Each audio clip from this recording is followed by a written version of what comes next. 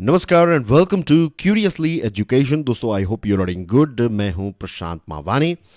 तो हम बात कर रहे हैं why you want to become an IAS के बारे में। राइट हमारा जो मेन यहाँ पर फोकस है वो वाई पर है। Why you want to become, इसमें जैसे मैंने आपको हर लेक्चर में बताता हूँ, IAS, IPS, IRS, डिफेंस की एग्ज़ाम क्लियर करना चाहते हैं, बैंक की एग्ज़ाम क्लियर करना चाहते हैं। इनफैक्ट ये जो वाई है, it's not limited to competitive examination. आप बिजनेस करना चाहते हैं, जॉब करना चाहते हैं, सभी के लिए ये वाई जो है वो बहुत ही इम्पोर्टेंट है। लेकिन ज़्यादातर जो लोग क्यूरियसली एजुकेशन को देखते हैं वो कॉम्पिटिटिव एग्जामिनेशन की तैयारी कर रहे हैं, पर्टिकुलरली UPSC या फिर स्टेट PCS। तो आपके लिए ये इम्पोर्टेंट है कि आप अपने आप को पूछें कि why you want to become an civil servant. जैसे मैंने इससे पहले के लेक्चर्स में आपको बताया कि ज़्यादातर लोग जो हैं उनकी शुरुआत होती हैं हाउ से और व्हाट से, how to prepare and what to do. लेकिन बहुत कम लोग जो हैं वो वाई पर फोकस करते हैं। और इससे पहले की डिस्कशन में भी हमने देखा कि why is one of the most important thing for you. ये प्रश्न जो है वो सिर्फ इंटरव्यू के लिए नहीं, लेकिन आपकी पूरी तैयारी जो है उसके लिए यह सबसे इंपॉर्टेंट प्रश्न है कि why you want to become an civil servant. और जब ये वाई की तलाश आप करना स्टार्ट कर देंगे तो आप देखेंगे कि आपकी तैयारी जो है वो नेक्स्ट लेवल की हो जाएगी। आज हम बात करने वाले हैं एक real world, real life example के बारे में। ये ट्रू स्टोरी है। आप में से बहुत कम लोगों ने इनको देखा होगा। आपकी स्क्रीन पर जो तस्वीर है, इनका नाम है सैमुअल पियरपॉन्ट लैंगली। USA के थे सैमुअल पियरपॉन्ट लैंगली। और सैमुअल जो थे उनके सपने बड़े थे। उनका जो गोल था वो बहुत बड़ा गोल था। लेकिन उनके गोल में जो प्रॉब्लम था वो ये था कि उनकी शुरुआत जो है वो वाई से नहीं हुई थी। उनका गोल क्या था?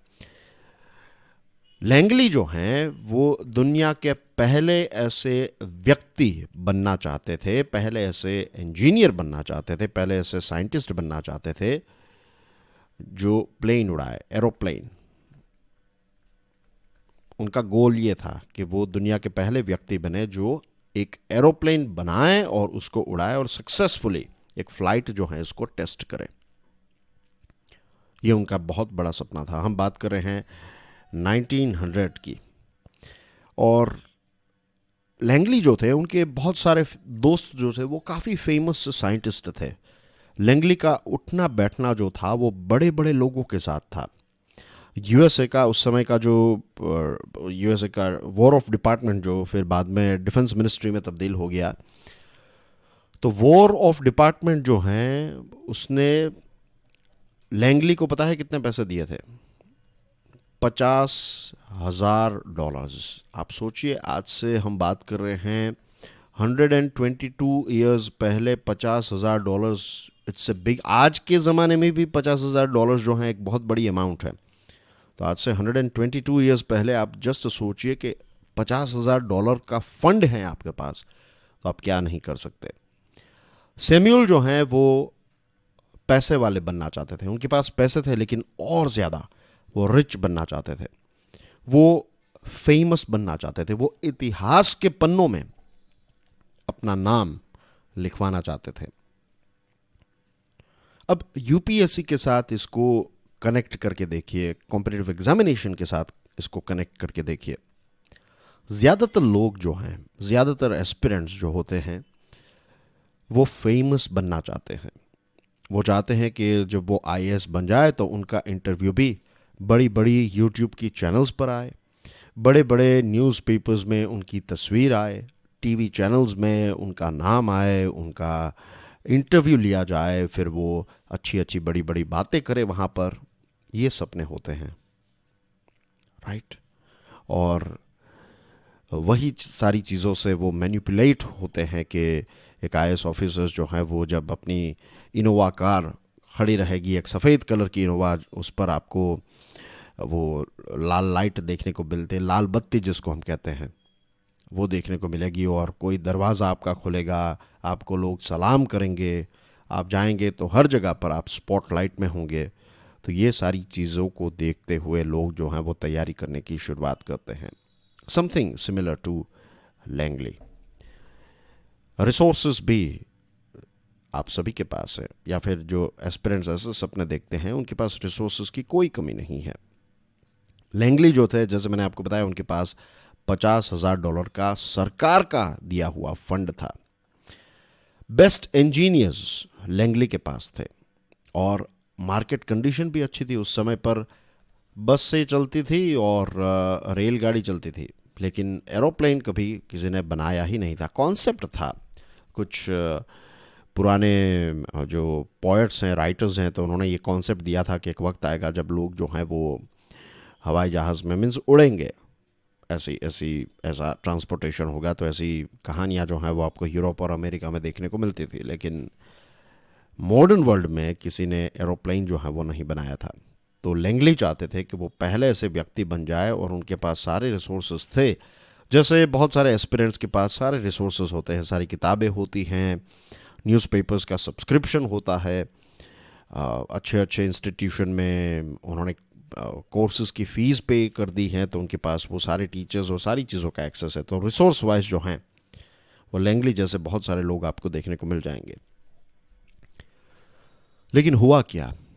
क्या एरोप्लेन जो हैं उसके आविष्कार के पीछे लैंगली थे? The answer is no. And this is the reason कि बहुत सारे लोगों ने लैंगली को देखा भी नहीं है. शायद आप में से बहुत सारे लोगों के लिए पहली बार आपने ये जो सैमुअल पियरपॉन्ट लैंगली हैं उनको पहली बार आपने देखा होगा.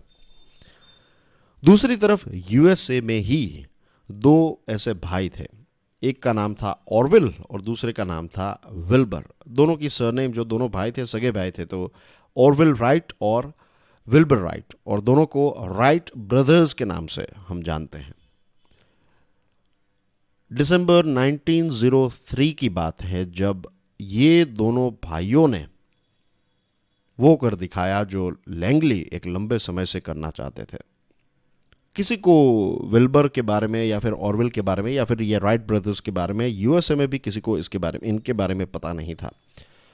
ये दोनों कोई फेमस नहीं थे, लेकिन ये दोनों जो हैं ये ट्रू साइंटिस्ट थे. ट्रू साइंटिस्ट इसलिए क्योंकि उनके अंदर एक लगन थी, उनके अंदर एक पैशन था. देखिए, मोटिवेटेड तो लैंगली भी था. लैंगली वो सारी चीज़ें करते थे जो राइट ब्रदर्स करते थे. राइट ब्रदर्स भी बार बार कोशिश करते थे, लैंगली ने भी बार बार कोशिश की. लैंगली के पास बेस्ट टीम थी, लेकिन राइट ब्रदर्स के पास कोई बेस्ट टीम नहीं थी. जहाँ तक मुझे पता है, जहाँ तक मेरी नॉलेज है, लैंगली के पास कोई ऐसा ख़ास इंजीनियर भी नहीं था. ना तो ये दोनों भाई जो हैं वो इतने कोई ख़ास पढ़े लिखे थे, लेकिन उनका जो वाई था वो क्लियर था. उनका वाई ये था कि वो चाहते थे कि लोग जो हैं वो जल्द से जल्द एक जगह से दूसरी जगह तक पहुंच पाए. वाया लैंड, वाया वाटरवेज तो लोग ट्रैवल कर रहे थे, लेकिन वाया एयर जो है वो लोग ट्रैवल नहीं कर रहे थे. तो यहाँ पर राइट ब्रदर्स का जो सपना था वो ये नहीं था कि वो फेमस हो जाए. उनका सपना जो था वो एक बिग पिक्चर वाला सपना था. उनका सपना जो था वो उन दोनों तक सीमित नहीं था. वो चाहते थे कि वो जेन्युइनली लोगों की मदद करें. वो चाहते थे कि जेन्युइनली कुछ ऐसी चीज़ें ढूंढी जाए, कोई ऐसा तरीका ढूंढा जाए जिससे लोग जो हैं वो वाया एयर ट्रांसपोर्ट कर सकें. और यही कोज जो था उनका, यही कोज की वजह से वो 1903 की बात है जब पहली फ़्लाइट जो है वो राइट ब्रदर्स ने उड़ाई. और जब उनकी पहली फ़्लाइट हुई तो उस समय पर ना तो किसी न्यूज़ चैनल्स ने उनको कवर किया, ना तो किसी मीडिया ने उनको कवर किया. किसी को पता भी नहीं था. धीरे धीरे लोगों को पता चला कि राइट ब्रदर्स जो हैं उन्होंने इस पृथ्वी की पहली फ़्लाइट, मॉडर्न एरा की बात करें तो पहली फ़्लाइट जो हैं वो इन दोनों भाइयों ने उड़ाई थी. उस समय का प्लेन जो था वो कुछ ऐसा नहीं दिखता था, बहुत ही बेसिक सा था, लेकिन ये दोनों भाइयों ने ये करके दिखाया क्योंकि उनका वाई जो था वो क्लियर था. लैंगली का वाई जो है वो क्लियर नहीं था. लैंगली का हाउ और व्हाट क्लियर था, लेकिन राइट ब्रदर्स जो है उनका वाई क्लियर था. वो एक बड़े मिशन पर थे, एक बड़ी चीज़ के लिए वो कर रहे थे, एक बड़े कॉज के लिए वो ये चीज़ कर रहे थे। And it is the cause that inspires people. याद रखिएगा इस चीज़ को कि आपका जो कॉज है ना, वही लोगों को, और यहाँ पर मैं जब कॉम्पिटिटिव एग्जामिनेशन की बात कर रहा हूँ तो मैं बात कर रहा हूँ आपका ये जो यूपीएससी के इंटरव्यू पैनल के लोग जो होंगे वो आपके कॉज से इंस्पायर होंगे, वो आपके वॉट और हाउ से इंस्पायर नहीं होंगे।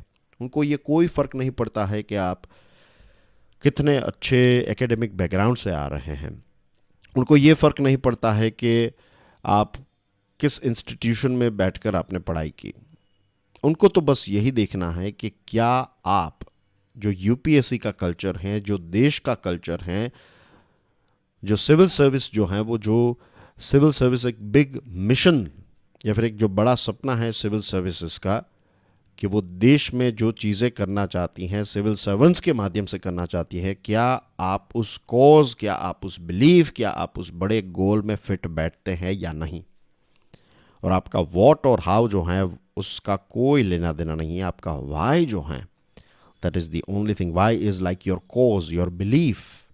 अगर वो क्लियर हैं और वो उन्होंने सेंस कर ली तो जो मोस्ट डिफ़िकल्ट फेज़ है वो क्लियर हो जाएगा आपका। और सिर्फ ऐसा नहीं है कि आपका जो डिफ़िकल्ट फेज़ है, जो इंटरव्यू है, पर्सनालिटी टेस्ट के लिए ही ये वाई इंपॉर्टेंट है। आपकी पूरी तैयारी आप देखेंगे, पूरी तैयारी अगर वाई आपका क्लियर रहा, अब क्या होगा आपका ये वाई, वो आंसर आपको खुद ढूंढना है। यहाँ पर जैसे मैंने आपको बताया कि स्पून फीडिंग कुछ नहीं होगा, ये खुद आपको ही ढूंढना है। मीन्स जेन्यूनली इसका आंसर और कोई दे भी नहीं सकता। तो अगर आपका वाई क्लियर है, अगर आप सिर्फ एक गवर्नमेंट जॉब हासिल करना चाहते हैं, आप जीवन में सिक्योरिटी चाहते हैं कि आपको एक अच्छी जॉब मिल जाए, और आप ये जो भी हम चीज़ें मीडिया में देखते हैं, इंटरव्यूज़ में देखते हैं, day in life of N IAS officer, IPS officer, ये सारी चीज़ें, वो सारी चीज़ें जो हैं वो मसाला चीज़ें हैं। वो सारी चीज़ें, अच्छी अच्छी बातें जो हैं वो दिखाई जाती है उसमें। जो चैलेंजिंग पार्ट है उसके बारे में कोई डिस्कशन नहीं करता है, वो सारी चीज़ें जो हैं वो नहीं दिखाई जाती। एक जो वर्स्ट डे होता है एक आईएएस के जीवन में, आईपीएस के जीवन में, या फिर सिविल सर्वेंट के जीवन में, वो चीज़ें आपको नहीं दिखाई जाएगी। आपको मैनिपुलेट करने के लिए अच्छी अच्छी चीज़ें, बड़ी बड़ी चीज़ें दिखाई जाएगी। और प्रॉब्लम यही है कि जब हम मैनिपुलेशन में आ जाते हैं तो हमारा वाई जो है उसके ऊपर से फोकस चला जाता है और हमारा हाउ और व्हाट पर ही फोकस रहता है। This is the big difference. So this is the reason I am emphasizing on this thing. इस चीज़ पर मैं जोर दे रहा हूँ, इसके पीछे मेन रीज़न यही है कि आप अपने वाई की तलाश कीजिए दोस्तों। आपको क्या लगता है कि लैंगली ब्रदर्स जो हैं उनके सामने कोई चैलेंजेस नहीं थे? ऑफ कोर्स बहुत सारे चैलेंजेस थे। मैं अगर उनकी कहानी में और ज़्यादा अंदर उतरूं तो मैं आपके साथ 1 घंटे तक डिस्कशन कर सकता हूं कि कैसे जब वो फ्लाइट की टेस्ट करने के लिए जाते थे तो कैसे वो एक्स्ट्रा स्पेयर पार्ट्स लेकर जाते थे, क्योंकि उनको पता ही रहता था कि वो ट्राई करेंगे, बहुत सारी चीज़ें टूटेगी फूटेगी, फिर से वो सारी चीज़ें जो हैं उनको रिप्लेस करनी पड़ेगी। ये सारे चैलेंजेस जो हैं वो उनको फेस करने पड़ते थे।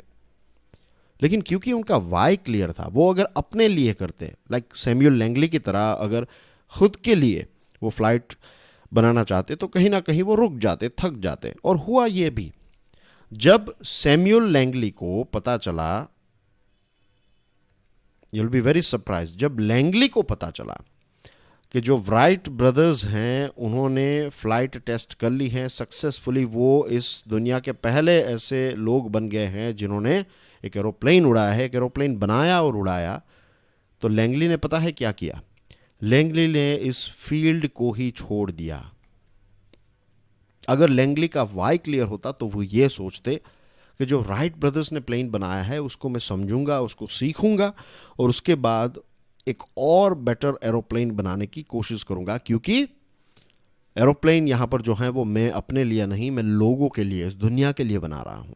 अगर ये उनका वाई होता, अगर कॉज जो है वो सही होता, तो फिर वो ये करते। लेकिन उन्होंने इस फील्ड को ही छोड़ दिया। उन्होंने उसके बाद रेजिग्नेशन ही दे दिया, आप समझ लिए, वो रिटायर हो गए। वैसे उनके जीवन में उन्होंने बहुत सारी चीज़ें अचीव की थी, जैसे मैंने आपको बताया कि बड़े बड़े लोगों के साथ उनका उठना बैठना था। उस समय के यूएसए के प्रेसिडेंट भी जानते थे कि सैमुअल पियरपॉन्ट लैंगली कौन थे। राइट ब्रदर्स को कोई नहीं जानता था। So this is the difference here. बहुत सारे स्टूडेंट्स कहते हैं कि तैयारी कर रहे हैं और फेलियर्स देखने को मिले तो एक attempt, second attempt, third attempt, fourth attempt, जो भी एक्स वाई जेड नंबर हैं यहाँ पर, जितने भी attempt, I am not going into technicalities, लेकिन एक दो तीन चार अटैम्प्ट्स के बाद या फिर दूसरे अटैम्प्ट में, थर्ड अटैम्प्ट में लोग जो हैं वो हार जाते हैं, थक जाते हैं। पता है क्यों आप हार जाते हैं, थक जाते हैं? कभी आपने सोचा? आप मोटिवेशनल वीडियोस देखने चले जाएंगे यूट्यूब पर और वहाँ पर आपको कोई बड़ा फेमस मोटिवेशनल स्पीकर जो है वो कहेगा कि विल पावर को बनाइए, राइट? वो आपको लायन का एग्जाम्पल देंगे, शेर का एग्जाम्पल देंगे, ईगल का एग्जाम्पल देंगे, टाइगर का एग्जाम्पल देंगे, ये सारी बकवास बातें करेंगे। क्या आपके अंदर विल पावर की कमी है? नहीं। ये आपके दिमाग में आपको ये चीज़ें जो हैं वो ऐसे बताई जा रही हैं कि आप विल पावर पर काम कीजिए। आपको विल पावर पर काम करने की ज़रूरत ही नहीं है। और विल पावर पर आप काम करेंगे, 2-3 दिन के बाद जैसे थे वैसे हो जाते हैं हम। तो पता है ये लॉन्ग टर्म बदलाव क्यों नहीं हो पाता है? क्योंकि हम सेल्फ सेंट्रिक रहते हैं। अगर आप सोचिए एक बार कि जब आप वाई के बारे में सोचने लगेंगे और आपका वाई क्लियर होगा, I am just giving you example, कि अगर आपको देश की सेवा करने के लिए सिविल सर्विसेज ज्वाइन करनी है, I am just giving you example, ऐसा नहीं है कि ये आंसर है और ये आंसर आपको यूपीएससी में देना। I am not saying anything at all. मैं इसलिए नहीं बता रहा हूँ क्योंकि फिर कुछ लोग सोचेंगे कि सर ने देश सेवा की बात की थी ना, तो वही हमारा वाई बन जाएगा, चलो उसी पर हम काम करने लगे। Again you are in how and what only. Again कहीं ना कहीं जो सपना है वो यही है कि you want to just become an IAS officer and that's it. वो जॉब मिल जाएगी, उसके बाद आप राजा की तरह जीवन जियोगे। It's not like that. Change हो रहा है। 2047 तक हमारा देश जो है वो डेवलप्ड देश बन जाएगा। और आप डेवलप्ड देशों में जाकर देखिए, वहाँ के पुलिस ऑफिसर्स और उनके पास पावर्स तो होते हैं, लेकिन लोग कहते हैं, एक बहुत ही फेमस कोट भी है कि जब आपके पास पावर आएगा तो पावर के साथ साथ रिस्पॉन्सिबिलिटी आएगी। कहते हैं ना ये लोग, आपने सुना होगा। ये गलत स्टेटमेंट है। जब आपके ऊपर या फिर आप रिस्पॉन्सिबिलिटी लेने के लिए तैयार हो जाएंगे, जितनी ज़्यादा रिस्पॉन्सिबिलिटी उतना ज़्यादा पावर, जितना ज़्यादा पावर उतनी ज़्यादा रिस्पॉन्सिबिलिटी नहीं, जितनी ज़्यादा रिस्पॉन्सिबिलिटी उतना ज़्यादा पावर होगा आपका। तो सिविल सर्वेंट बनने के लिए पावर के पीछे मत भागिए। क्या आप वो सारी रिस्पॉन्सिबिलिटीज उठाने के लिए तैयार हैं? अगर हैं तो क्यों हैं? वाई? इसको ढूंढिए दोस्तों। तो अगर आपका कॉज जो है वो क्लियर होगा तो लोग, यानी कि जो इंटरव्यू लेने वाले लोग हैं, जब आप आंसर्स लिखेंगे तो वो आंसर्स भी आपके अलग हो जाएंगे। उन आंसर्स में भी आपको आपका वाई दिखेगा, उनको भी आपका वाई दिखेगा। आप आंसर्स जो लिखेंगे वो वाई से प्रेरित होंगे और उसके बाद आपका हाउ आएगा कि how you will write answer and what you will write in your answer. आपकी पूरी तैयारी, जो डीमोटिवेशन हो रहा है, that is not because of will power, that is because आपका आज भी जो वाई है वो क्लियर नहीं है। हम हमारे जीवन में ये सारी चीजें देख चुके हैं। आप देखिए कि जब आप किसी बड़ी चीज के लिए जब भी कोई काम करते हैं, जब कोई ऐसी चीज जो आपसे बड़ी है, जब आप उसके लिए काम करते हैं, तब आप कभी थकते नहीं हैं, आप कभी हारते नहीं हैं। अगर आप हार भी जाए, मीन्स आपको फेलियर भी मिले, तो आप फिर से खड़े हो जाएंगे, फिर से उस काम को करने लगेंगे, because you are here working for a big cause. कोई बड़ी चीज के लिए कर रहे हैं। लेकिन आप जब खुद के लिए चीजें करते हैं, राइट, खुद के लिए, खुद के बारे में ही जब सोचते रहते हैं, तब आप हार जाते हैं, थक जाते हैं, और एक बार हार गए फिर आप उसके बाद ट्राई भी नहीं करेंगे। तो दिस इज द डिफरेंस। यहां से ही सारा डिफरेंस जो है वो क्रिएट होता है। Your why will make you outstanding. Competitive examination ये नाम दिया गया है। अगर मेरे बस में होता तो मैं इसका नाम भी चेंज कर देता, क्योंकि जेन्युइनली अगर आप देखें, अगर आप इसका जेन्युइन मतलब समझ जाए, तो it's not a competition with other people. ये आपकी अपने खुद के साथ ही कॉम्पिटिशन है। आप कैसे हैं और आप क्या अपने आप को बेटर बना सकते हैं, क्या आप अपने आप का बेस्ट वर्जन बना सकते हैं, यही ये कॉम्पिटिटिव एग्जामिनेशन जो है इसका मेन लक्ष्य है। आप किसी भी कॉम्पिटिटिव एग्जामिनेशन को देख लीजिए, खास करके वह सारी बड़ी बड़ी कॉम्पिटिटिव एग्जामिनेशंस जहाँ पर आपको बहुत ज़्यादा रिस्पॉन्सिबिलिटीज़ मिलेगी और उसके साथ आपको ज़्यादा पावर्स भी दिए जाएंगे। तो अब देश जो है वो किस प्रकार के सिविल सर्वेंट्स की पसंदगी करेगा, यूपीएससी जो है वो कैसे लोगों को सिलेक्ट करेगा? ऐसे लोगों को जो डेवलपिंग देश को डेवलप्ड देश की तरफ आगे ले जा सके।